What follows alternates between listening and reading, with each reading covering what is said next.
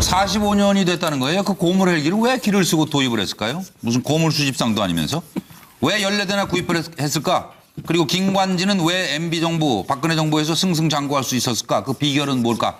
그걸 짧게 답을 좀 같이 말씀해 주시길 부탁드리면서, 자, 이게요.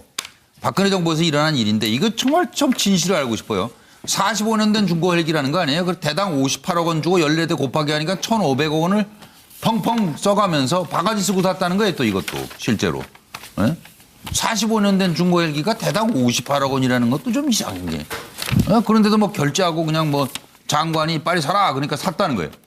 근데 사놓고 보니까 악천후에서는 해상작전이 불가하고 계기판은 아날로그로 돼 있고 미사일 경보 체계가 탑재가 안 돼 있고 그리고 바닥이 뭐 방탄 처리가 안 돼 있다네요. 이걸 뭐하러 샀나 모르겠어요. 방사청은 당시의 경제성과 효율성을 고려해 구매를 결정했다.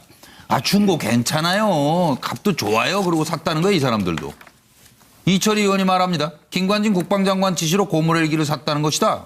한 대당 166억 원 들여 헬기 성능 개량할 계획이었다. 미군 헬기는 다 신형으로 교체했다던데 이걸 도대체 왜 이런 일이 있었던 걸까요? 들어보시죠.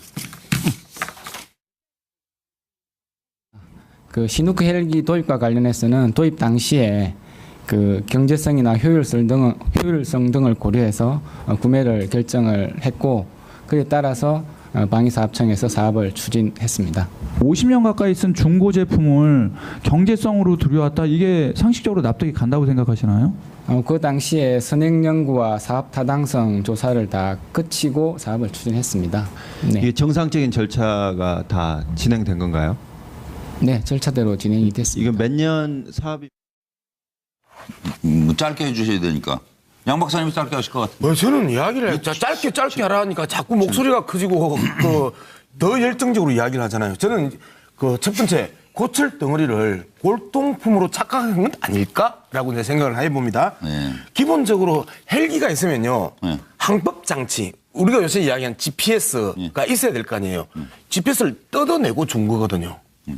그러면 헬기가 도대체 뭐를 보고 땅을 보고 하늘을 보고 방향을 잡죠? GPS 연구 개발용이었나요? 그렇죠. GPS를 뜯어내고 줬는데 왜 또 이거? 미국이 네. 팔고 나서 GPS를 또 준다고 이야기를 했대. 네, 준다고 얘기했다는 거예요. 근데 그걸 안 줬대. 예. 그러면 이게 고철 덩어리죠.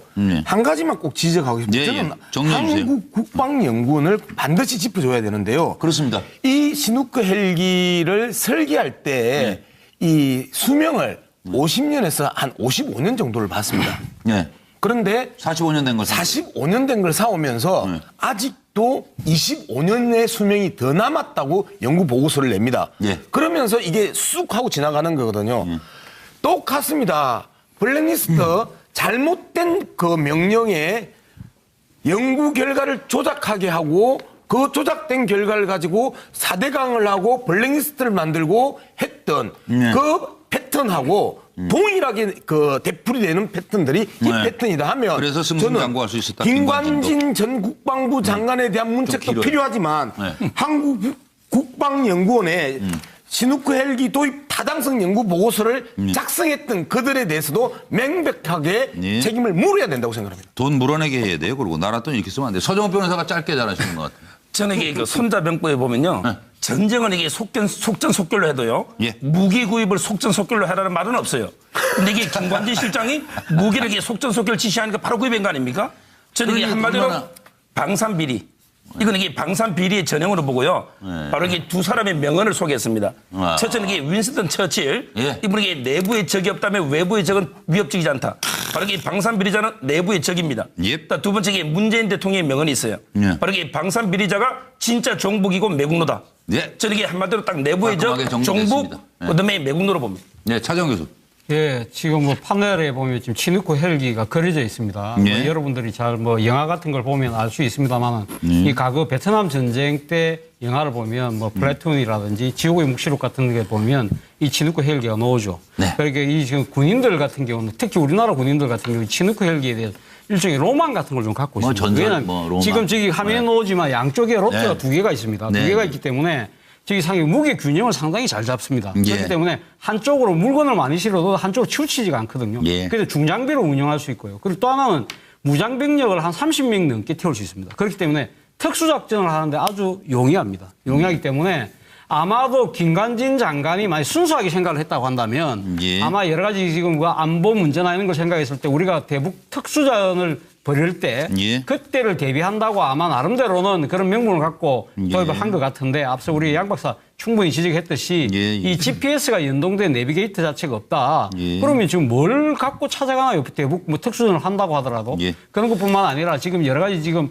완전히 고물덩어리를 사왔다는 부분에 있어서 그 로망 자체에 너무 집착한 이 잘못된 생각 때문에 이러한 이 좀 말도 안 되는 말도 안 어이없는 되는 저 구매가 이루어졌다. 이루어진 것 말씀이시죠? 같습니다. 네. 김광석 본부장. 저는 이 고물 헬기를 산 게 진짜 이거야말로 방산 비리라고 생각하고요. 예. 근데 이 헬기를 왜 급히 이렇게 사게 나오고 이게 또 김관진 당시 장관이 예. 지시를 했을까? 근데 거기에는 뭔가 개인적으로 또는 이 개인적인 차원을 좀 넘는 어떤 세력 간에 네. 뒷거래가 있었을 수 있다. 예. 근데 그 뒷거래, 그러니까 미국 쪽에서 아마 이거 사라고 부탁했을 거 아닙니까? 아, 이거 방산비리 뒷거래 많아요, 이거. 네, 뒷거래인데 네, 이거 과연 그럼 확인해야 뭐를 돼요. 사주는 대신에 1,500억 뭐를 과연 인데. 받는 이런 뭐가 있었느냐? 1,500억 결국에는 인데. 뒷거래라고 하는 거는 결국에는 비리일 가능성이 높은데 아, 그렇죠. 그 네. 뒷거래가 뭔지 이해할 수가 없는데 예, 예. 어쨌든 정확하게 액수는 이야기를 하면은 하나당 골무 헬기를 58억 원에 구입해서 14대 하니까 원래 그 헬기 구입비는 한 800억 가량 됩니다. 예. 여기다가 이제 부대 증설 비용까지 해가지고 이제 1,500억 가량 이렇게 드는 거로 나와 있습니다. 예. 누가 해먹은 거 아니에요, 고영수 교수님 이거? 1,500억 그래서 내가 나가는데. 이렇게 해놨어요. 뭐라고요? 린다 김이나 최순실에 로비가 있었던 거 아니라면은 네. 이런 고물 헬기를 들어올 이유가 없지 않습니까? 네. 지금 이 무기 도입에서는 리베이트가 최소 10%라는 건 다 천하가 다 아는 사실입니다. 이런 거 로비. 10% 넘을 거예요. 그러니까 이런 것을 들여올 때는 예를 들면 1,500억에 10%만 해도 150억입니다. 사실 김관진 장관은 FX 사업이라고 했죠. 우리 차세대 아, 지금 전투기 사업. 그것도 지금 F-15에서 미결 F-35로 바뀔 맞습니다. 때 그때 결정적 미 역할을 했어요. 군수업자들 이 로비라는 것은 미국을 쥐고 흔드는 거 아닙니까? 미국이라는 게 그래서 군산 보갑제라 나라라고 할 정도로 목숨 걸고 하는 거예요. 그런 거예요. 돈이 그러니까 얼마가 걸린 건데요. 왜 김관진 장관이 MB에서 박근혜까지 했을까? 물론 그 독사파, 독일 사고 나고 유학파라고 해서 김관진 인맥이 뭐 엄청나다는 거죠. 과거에 한화에서 알짜에서 독사파로 이어지는 그 인맥이 큰데다가 돈 많이 들어요, 이 관리하려면. 무기 수입이라는 네. 게 엄청난 돈입니다. 그럼요. 이건 정권에 필요한 돈들을 아유, 대는 데가 이 그럼요. 무기 수입이에요, 네. 사실은. 네. 그러니까 그런 것과 연관이 혹시 되지 않을까 추측은 하지만 누가 알 길은 없는 거죠. 예, 참 눈 뜨고 코백하는 세상이라더니 어떻게 나라 돈을 가지고 이런 일들을 했는지 명확하게 밝혀주시고 정기남 소장이 이제 마무리를 하고 넘어가도록 하겠습니다. 좀 전에 우리 고영신 의원님 말씀 독사파 말씀하셨는데 예. 독사파의 후예가 누구 한 분 있어요. 네. 공관병 갑주로 유명한 박찬주 대장입니다. 뭐 주로 그런 사람들이 이게 독사파 하고 있어요. 자, 그 안보를 한마디로 얘기하면요. 이건 네. 안보를 앞세운 대국민 사기극입니다. 그 기본적으로 제네시스가 시장에서 제네시스가 나오는데 예. 포니를 산 거예요. 그것도 대당 한 대당 58억 원 하는 것을 1,500억 예산을 들여서 젊은 분들은 폰이 몰라요. 폰이 모를까요? 나온 지가 하도 오래돼갖고. 엑셀 정도로 할까요? 뭐 네, 어쨌든 폰에서 처음 만든 디자인을 말이 안 만든 되는 자동차, 얘기입니다. 폰이. 자, 이래서 우리 국민들이 무기 체계 얘기만 나오면 예, 예. 이런 썩어 빠진 군인들이라고 비난하는 겁니다. 예. 자, 그리고 하나만 더 지적하면요. 예. 미군도 공범일 가능성이 높습니다. 예. 헬기 판매 1년 만에 예. 수리 부속을 위한 부품을 판매하는 것을 중단을 통보해요. 예. 이거 모르고 그랬을까요? 저는 그런 의미에서 거기서 미군이 뭐라고요? 미군이요. 이 무기 체계를 판 뒤에 1년 만에 수리 부속을 위한 준다고 부품을 약속했는데. 부품을 중단하겠다고. 아, 중단하겠다고. 중단하겠다고 통보한다고요. 그 1년 만에 그렇게 하는 거거든요. 이거 다 알고 저지른 짓이고요. 그러니까 이제 그래서 아까도 여러 앞 사람들이 많이 지적했습니다만 예. 이 방산 비리 예. 진짜 적을 이롭게 하는 이적행위고 예, 군수업체가 문제죠, 반역됩니다. 군수업체. 그래서 예. 공소시효 없애서 예. 끝까지 관련자 찾아내서 처벌해야 합니다. 예. 근데요, 아주 탈탈 털어서. 썩어 빠진 군인들보다 좀 더 구체적으로 이야기를 하면 안 될까요? 썩어 빠진 일부 부패 군 장성들. 그게 맞습니다. 그죠? 네. 동의하시죠? 힘을 예. 가지고 있는 사람. 예, 일반 군인을 얘기한 건 아니니까요. 아참 출연정기당이에요. 네. 그래서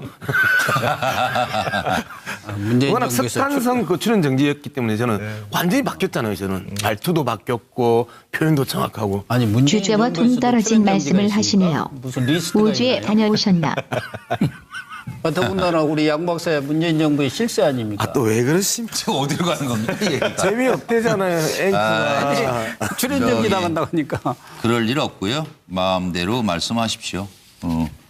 아주 이 대변인은 알몸이었다네요. 잠깐만요.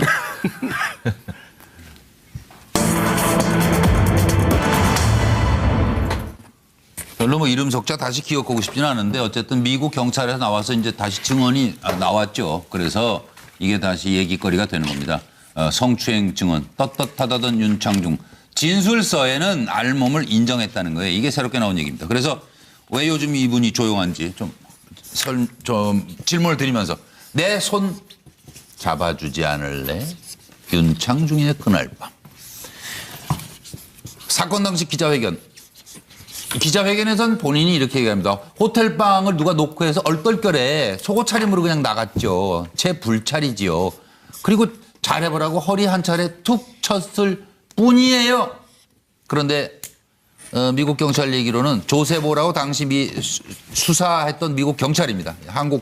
한국계인데 범죄 사실을 확인했다. 그러나 외교관 면책 특권이 적용된 것이다. 그리고 진술서에는 분명히 저는 나체였습니다라고 썼다. 근데 여기는 뭐 속옷 차림으로 나왔다고 말은 했는데 진술서에는 저는 나체였습니다. 나체였는데 왜 누가 문 두드리는데 문을 열어요? 참 이상한.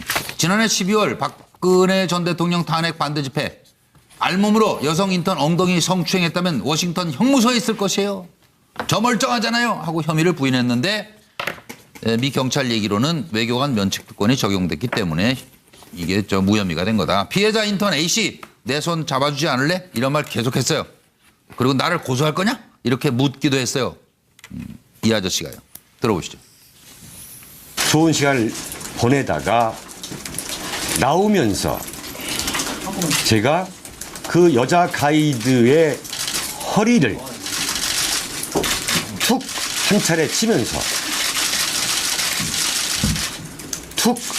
치면서 앞으로 잘해. 미국에서 열심히 살고 성공해. 이렇게 말을 하고 나온 게 전부였습니다. 대한민국 쓰레기 언론은 그리고 더불어민주당 표창원 이런 썩은 정치인들은 제가 알몸으로 인턴 여자의 엉덩이를 만졌다는 인간 말종으로 저를 매도했습니다. 제가 만약에 알몸으로 여성 인턴의 엉덩이를 성추행했다면 저는 지금 여기에 있지 않고 워싱턴 형무소에 있지 않겠습니까, 여러분?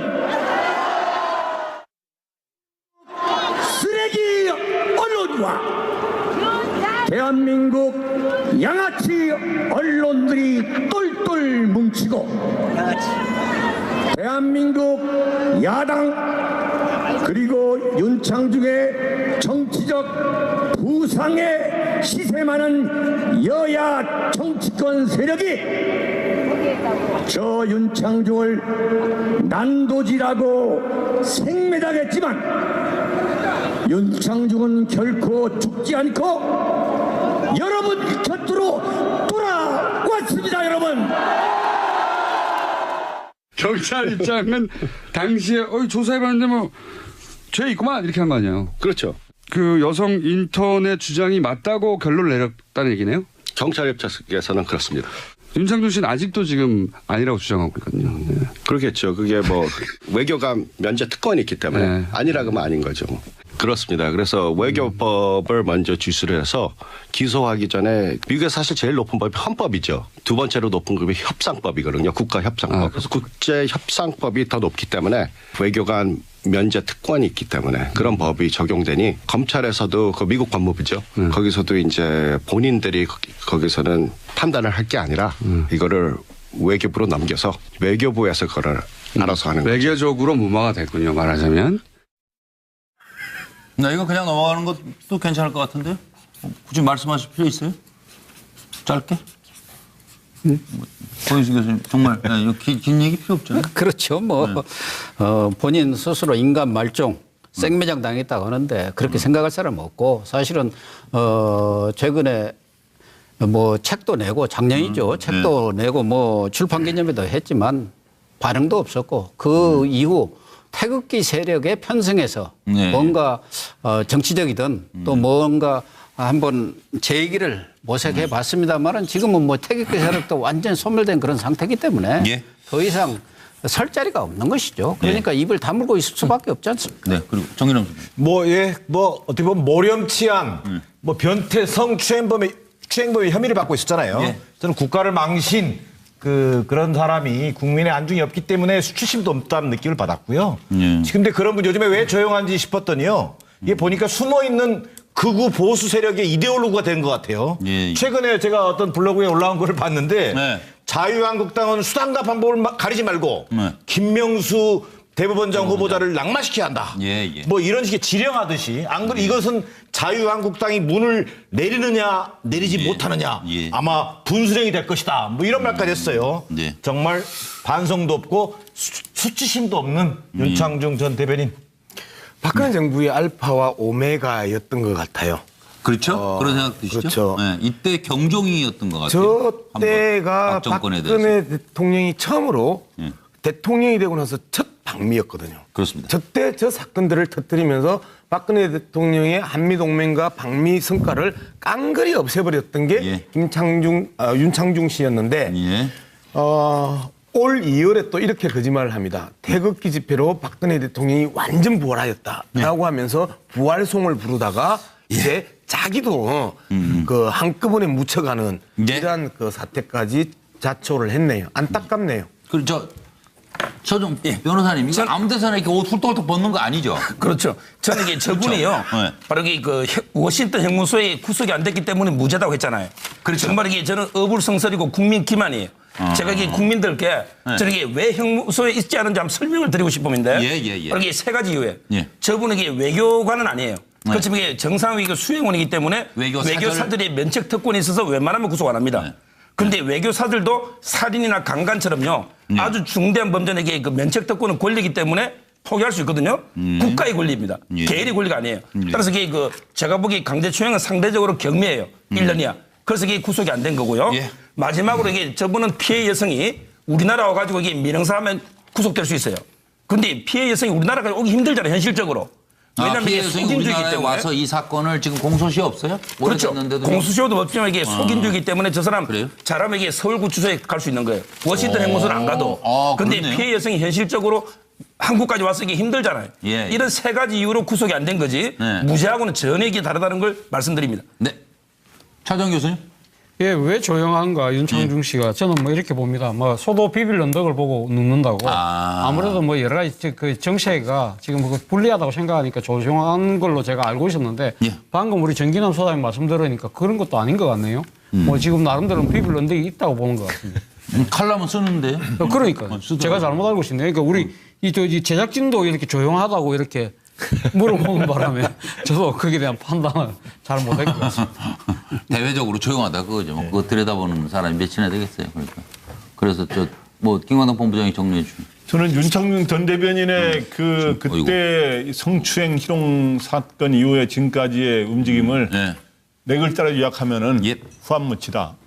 얼굴이 두껍다. 그래서 중간에 말도 거짓말을 오락가락하고 뭐 속옷이라 그랬다가 나체라 그랬다가 뭐 계속 그렇게 다르고 그러는데 결국 후한무치이기 때문에 잠시 조용할지 모르겠지만 계속 앞으로도 그러한 유사한 일들이 벌어질 수 있다 말로. 사는 거 참 피곤하시겠습니다. 자, 자식 때문에 고개 숙인 아버지 얘기. 정치를 계속 할까요? 할 수 있을까요? 하는 게 좋을까요? 엄청난 돈입니다. 그럼요. 이건 정권에 필요한 돈들을 대는 데가 이 무기 수입이에요. 사실은. 그러니까 그런 것과 연관이 혹시 되지 않을까 추측은 하지만 누가 알 길은 없는 거죠. 참 눈 뜨고 코백하는 세상이라더니 어떻게 나라 돈을 가지고 이런 일들을 했는지 명확하게 밝혀주시고 정기남 소장이 이제 마무리를 하고 넘어가도록 하겠습니다. 좀 전에 우리 고영신 의원님 말씀 독사파 말씀하셨는데 독사파의 후예가 누구 한 분 있어요. 공관병 갑주로 유명한 박찬주 대장입니다. 뭐 주로 그런 사람들이 이게 독사파하고 있어요. 자, 그 안보를 한마디로 얘기하면요, 이건 네. 안보를 앞세운 대국민 사기극입니다. 그 기본적으로 제네시스가 시장에서 제네시스가 나오는데 포니를 산 거예요. 그것도 대당 한 대당 58억 원 하는 것을 1,500억 예산을 들여서 젊은 분들은 폰이 몰라요. 폰이 모를까요? 나온 지가 하도 오래돼갖고. 엑셀 정도로 할까요? 뭐 어쨌든 처음 만든 디자인 말이 안 되는 얘기입니다. 자, 이래서 우리 국민들이 무기 체계 얘기만 나오면 이런 썩어 빠진 군인들이라고 비난하는 겁니다. 자, 그리고 하나만 더 지적하면요, 미군도 공범일 가능성이 높습니다. 헬기 판매 1년 만에 수리 부속을 위한 부품을 판매하는 것을 중단을 통보해요. 이거 모르고 그랬을까요? 저는 그런 의미에서 거기서 미군이 뭐라고요? 미군이요. 이 무기 체계를 판 뒤에 1년 만에 부품 수리 부속을 위한 부품을 약속했는데. 부품을 중단하겠다고. 중단하겠다고 통보한다고요. 그 1년 만에 그렇게 하는 거거든요. 이거 다 알고 저지른 짓이고요.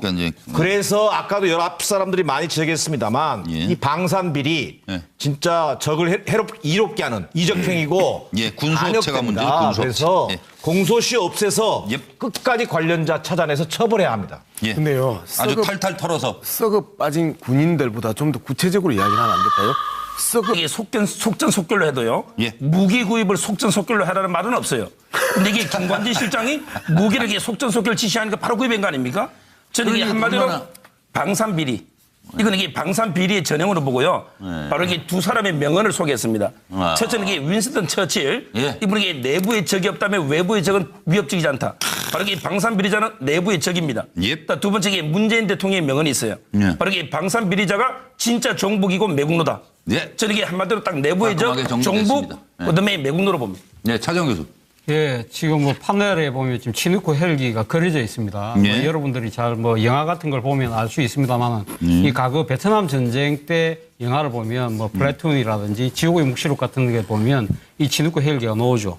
그러니까 이 지금 군인들 같은 경우는 특히 우리나라 군인들 같은 경우 치누크 헬기에 대해서 일종의 로망 같은 걸 좀 갖고 있습니다. 왜냐하면 지금 저기 화면에 나오지만 양쪽에 로트가 두 개가 있습니다. 두 개가 있기 때문에 저기 상당히 무게 균형을 상당히 잘 잡습니다. 그렇기 때문에 한쪽으로 물건을 많이 실어도 한쪽으로 치우치지가 않거든요. 그래서 중장비로 운영할 수 있고요. 그리고 또 하나는 무장병력을 한 30명 넘게 태울 수 있습니다. 그렇기 때문에 특수작전을 하는데 아주 용이합니다. 용이하기 때문에 아마도 김관진 장관이 만약 순수하게 생각을 했다고 한다면 아마 여러 가지 지금 그 안보 문제나 이런 걸 생각했을 때 우리가 대북 특수전을 벌일 때 그때를 대비한다고 아마 나름대로는 그런 명분을 갖고 도입을 한 것 같은데 앞서 우리 양 박사 충분히 지적했듯이 이 GPS가 연동된 내비게이터 자체가 없다. 그러면 지금 뭘 갖고 찾아가나요? 대북 뭐 특수전을 한다고 하더라도 그런 것뿐만 아니라 지금 여러 가지 지금 완전히 고물덩어리를 사왔다는 부분에 있어서 그 로망 자체에 너무 집착한 이 잘못된 생각 때문에 이런 이 좀 말도 안 되는 의없는 일이 이루어진 것 같습니다. 김광석 본부장. 저는 이 고물 헬기를 산 게 진짜 45년이 됐다는 거예요. 그 고물 헬기를 왜 기를 쓰고 도입을 했을까요? 무슨 고물 수집상도 아니면서. 왜 14대나 구입을 했을까? 그리고 김관진은 왜 MB 정부, 박근혜 정부에서 승승장구할 수 있었을까? 그 비결은 뭘까? 그걸 짧게 답을 좀 같이 말씀해 주시길 부탁드리면서 자, 이게요. 박근혜 정부에서 일어난 일인데 이거 정말 좀 진실을 알고 싶어요. 45년 된 중고 헬기라는 거 아니에요? 그 대당 58억 원 주고 14대 곱하기 하니까 1,500억 원을 펑펑 써가면서 바가지 쓰고 샀다는 거예요, 또 이것도 실제로. 45년 된 중고 헬기가 대당 58억 원이라는 것도 좀 이상한 게. 그런데도 뭐 결제하고 그냥 뭐 장관이 빨리 사라 그러니까 샀다는 거예요. 근데 사놓고 보니까 악천후에서는 해상작전이 불가하고 계기판은 아날로그로 돼 있고 미사일 경보 체계가 탑재가 안 돼 있고 그리고 바닥이 뭐 방탄 처리가 안 돼 있다네요. 이걸 뭐하러 샀나 모르겠어요. 방사청은 당시의 경제성과 효율성을 고려해 구매를 결정했다. 아, 중고 괜찮아요. 값도 좋아요. 그러고 샀다는 거예요, 이 사람들도. 이철희 의원이 말합니다. 김관진 국방장관 지시로 고물 헬기를 샀다는 것이다. 한 대당 166억 원 들여 헬기 성능 개량할 계획이었다. 미군 헬기는 다 신형으로 교체했다던데 이걸 도대체 왜 이런 일이 있었던 걸까요? 들어보시죠. 그 시누크 헬기 도입과 관련해서는 도입 당시에 그 경제성이나 효율성 등을 고려해서 구매를 결정을 했고 그에 따라서 방위사업청에서 사업을 추진했습니다. 50년 가까이 쓴 중고 제품을 경제성으로 들여왔다. 이게 상식적으로 납득이 간다고 생각하시나요? 그 당시에 선행 연구와 사업 타당성 조사를 다 거치고 사업을 추진했습니다. 네. 이게 정상적인 절차가 다 진행된 건가요? 네, 절차대로 진행이 됐습니다. 그야말로 방산 비리라고 생각하고요. 예. 근데 이 헬기를 왜 급히 이렇게 사게 나오고 이게 또 김관진 당시 장관이 예. 지시를 했을까? 근데 거기에는 뭔가 개인적으로 또는 이 개인적인 차원을 좀 넘는 어떤 세력 간의 뒷거래가 있었을 수 있다. 예. 근데 그 뒷거래, 그러니까 미국 쪽에서 아마 이거 사라고 부탁했을 거 아닙니까? 이거 방산비리 뒷거래 많아요, 이거. 네, 뒷거래인데 이거 과연 그럼 확인해야 뭐를 돼요. 사주는 대신에 1,500 뭐를 과연 인데. 받는 이런 뭐가 있었느냐? 1,500 결국에는 인데. 뒷거래라고 하는 거는 결국에는 비리일 가능성이 높은데 그렇죠. 그 네. 뒷거래가 뭔지 이해할 수가 없는데 예. 어쨌든 정확하게 액수는 이야기를 하면은 하나당 골무 헬기를 58억 원에 구입해서 14대 하니까 원래 그 헬기 구입비는 한 800억 가량 됩니다. 예. 여기다가 이제 부대 증설 비용까지 해가지고 이제 1,500억 가량 이렇게 드는 거로 나와 있습니다. 예. 누가 해먹은 거 아니에요, 고영수 교수님 이거? 1,500억 그래서 내가 하는데. 이렇게 해놨어요. 뭐라고요?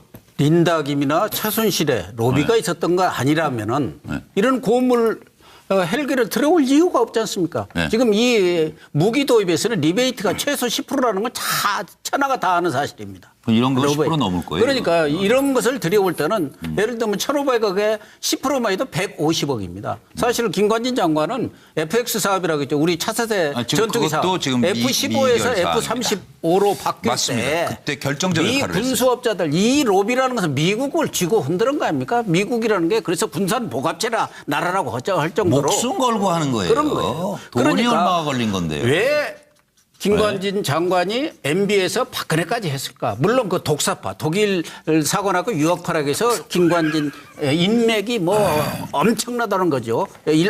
과거에 한화에서 알짜에서 독사파로 이어지는 그 인맥이 큰데다가 돈 많이 들어요, 관리하려면. 이 무기 수입이라는 게 이건 몇 년 사업이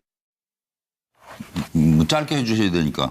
양 박사님이 짧게 하실 것 같아요. 뭐 저는 이야기를 짧게 하라니까 자꾸 목소리가 커지고 더 열정적으로 이야기를 하잖아요. 저는 그 첫 번째 고철 덩어리를 골동품으로 착각한 건 아닐까라고 내 생각을 해봅니다. 기본적으로 헬기가 있으면요 항법 장치 우리가 요새 이야기한 GPS가 있어야 될 거 아니에요. GPS를 뜯어내고 준 거거든요.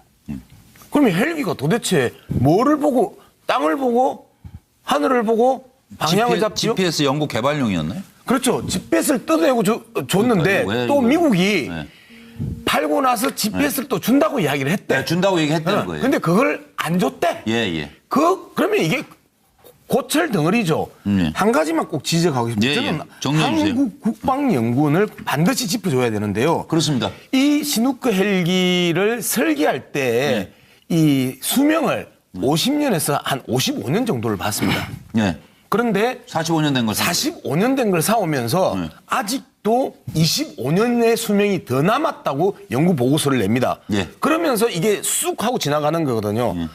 똑같습니다. 블랙리스트 잘못된 그 명령에 연구 결과를 조작하게 하고 그 조작된 결과를 가지고 4대강을 하고 블랙리스트를 만들고 했던 그 패턴하고 동일하게 그 되풀이되는 패턴들이 이 패턴이다 하면 그래서 승승장구할 수 있었다. 김관진 전 국방부 장관에 대한 문책도 필요하지만 한국 국방연구원에 시누크 헬기 도입 타당성 연구 보고서를 작성했던 그들에 대해서도 명백하게 책임을 물어야 된다고 생각합니다. 돈 물어내게 해야 돼요. 그리고 나라 돈 이렇게 쓰면 안 돼요. 서정훈 변호사가 짧게 잘하시는 것 같아요. 저는 이게 그 손자병법에 보면요.